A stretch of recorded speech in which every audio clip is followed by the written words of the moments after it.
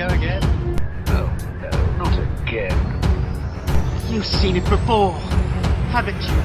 Dom, how long have we been doing this? Once more unto the breach, dear friends.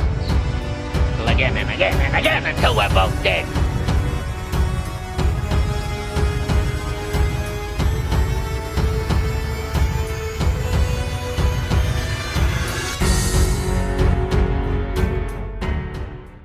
Hello, welcome to You've Seen It Before, movie reviews with connections in mind.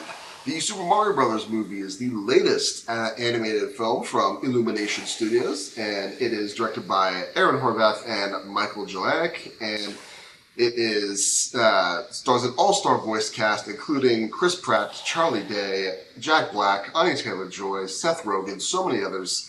And this film, the Mario Brothers, Mario and Luigi, get transported from Brooklyn, New York to the Mushroom Kingdom, and it is up to Mario and Princess Peach to save the Mushroom Kingdom from the evil Bowser, who has taken Luigi captive and is hellbent on ruling or destroying the Mushroom Kingdom.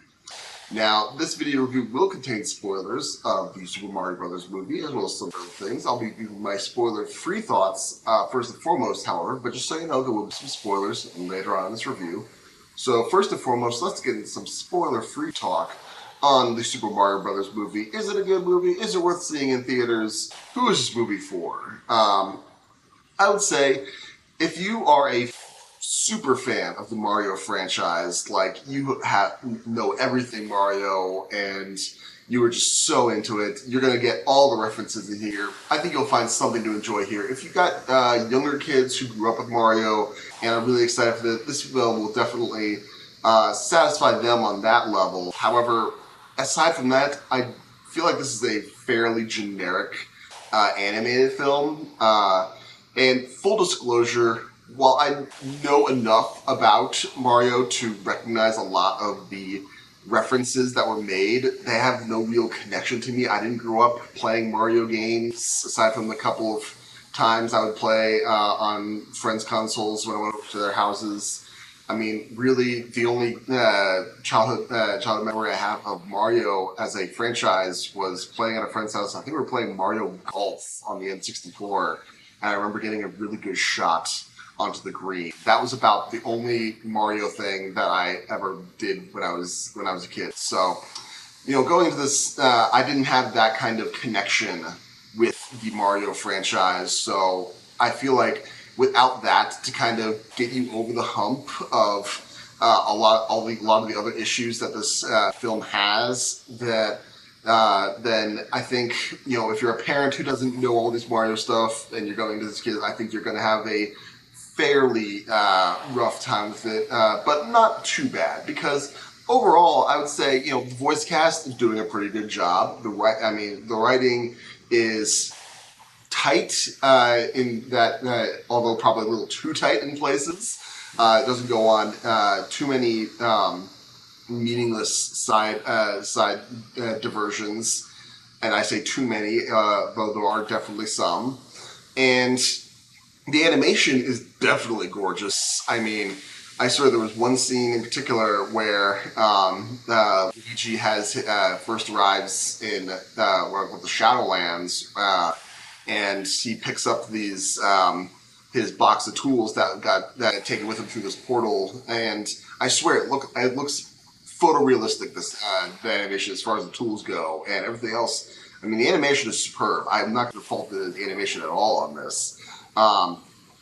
But as far as that goes, there really isn't a whole lot else here. There's no real surprises in this movie. I mean, it is a fairly generic kids film where, yes, you know the good guys are going to win in the end. Of course, I mean a lot of movies are like that, but there's no real distractions or twists in the road as far as how our heroes manage to win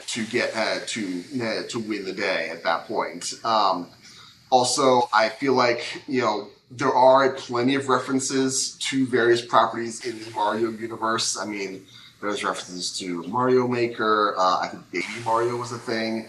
Luigi's Haunted Mansion. Um, so many others that I can't name off here, but there's definitely lists out there for that. But it doesn't really do anything with those references, and even like the needle drops of a couple of songs. I mean, I love the songs that they play, but they don't really add anything to them. And one egregious one in particular is I Need a Hero, where during a training montage with Mario on this obstacle course, and the song's just there, and the fact on its own, in a vacuum, that would be all right, fine. It's just a generic, needle drop in a kids movie on a training montage. But the fact that we already got a movie that used this song only a few weeks ago in Shazam! Fury of the Gods that did a little bit extra in making that a reference as part of the joke and leaning into using that song in a heroic moment, that to me was a better use of that song than this, and that just makes it all the more egregious in my mind. And yeah, no spoilers yet, but again, without these adding more, without that nostalgia tie-in or those strong emotions associated with the Mario franchise to get you over the hump, then you start to notice a lot of plot holes very quickly. And if you're going to just turn your brain off and enjoy all the pretty images and the fun high-pitched voices or whatever, then sure, you might not notice them. But if you're a parent who got dragged to this movie by your kids, you're probably going to notice these a lot more. I'll discuss a few more egregious ones in my spoiler talk. But overall, I would say if I was going to give the Super Mario Brothers movie a letter grade, I would say this is definitely a C. It does exactly what the title gives us. It is definitely a Super Mario Brothers movie. It does make you feel like you are in the game, or the games proper, but there's really not much else to it. It is very generic at that point. It does not give anything else on top of that. So those are my spoiler-free thoughts on the Super Mario Brothers movie. Now let's get some spoiler talk at certain plot developments and character arcs that may seem familiar to you and where you may have seen them before. Now, as I said, there aren't too many diversions into side missions distracting the plot.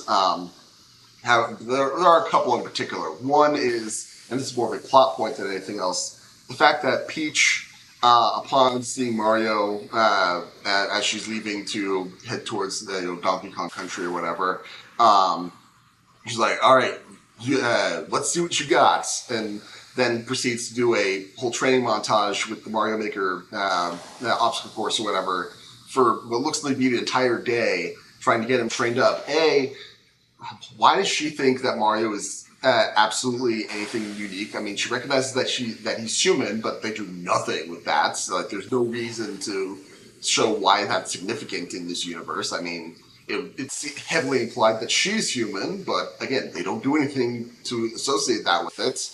But also, is there not a humongous time crunch with Bowser on his way that they need to waste an entire day training up this person that you literally just met?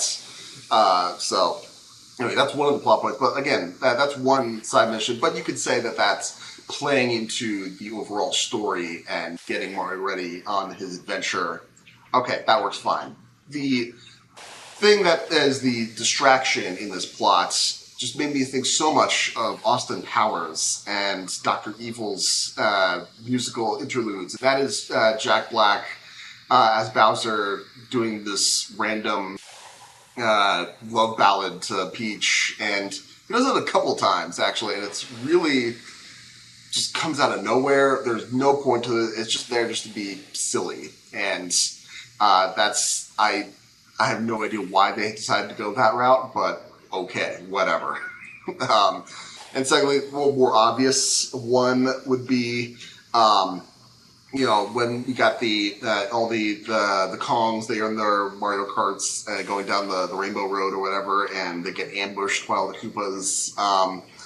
You know, it's hard not to draw comparisons to Mad Max Fury Road at that point. The family-friendly version of that chase, you could say. So there's that, and finally, like I said, there's going to be a lot of references. There's a lot of references in this movie. They do some are more world-breaking than others.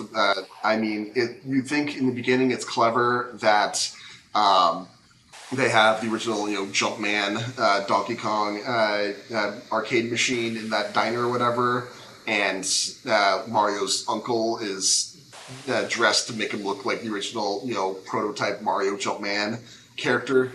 But then when we get to the, you know, the Smash Brothers arena in Donkey Kong Country, the beams and whatever, the throwing barrels, it looks exactly like Donkey Kong / Jumpman, and that brings up all sorts of questions as to, like, okay, is there like a weird parallel development? Are the developers of that game tapped into the Mushroom Kingdom somehow? Take that for what for however deep you want to go as far as Mushroom Kingdom game development goes. But overall, yeah, that's just weird.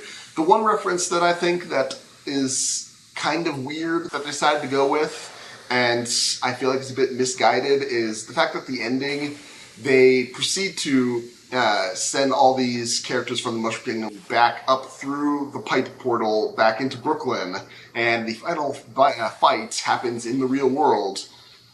Didn't we already do this with the first Super Mario Brothers movie from 1993, and didn't everyone kind of agree that movie was horrible? I mean, this might be an attempt on the filmmakers to kind of try to redeem that movie a little bit in the eyes of fans, but no, that was a baffling choice in my opinion. I recognize the reference, but yeah, that's all there's to it in my mind. Yeah, I mean, you know, young kids probably haven't seen the original Mario movie, so they probably wouldn't know that. But you know, for those who are old enough to know, that's just weird. So, I mean, those are my main points of comparison with the Super Mario Brothers and what came before. But what did you think of this movie? Did you like it? Did you not like it? What about my analysis? Do you agree, disagree? Did I miss something? Let me know in the comments down below. Thank you so much for watching. I appreciate whatever audience I can get. Be sure to look for my next movie review, which will be for Guardians of the Galaxy Volume 3, which comes out May 5th. And also look for my upcoming TV reviews, which we're coming to the end of the seasons for The Mandalorian Season 3 and Star Trek Picard Season 3. So I'll be doing overall season reviews of those. And if you like this video or any other video on my channel, please give me a like, share, and especially subscribe. I would very much appreciate it. Again, thank you so much for watching. Just remember, there is nothing new under the sun. And yes, you have seen it before.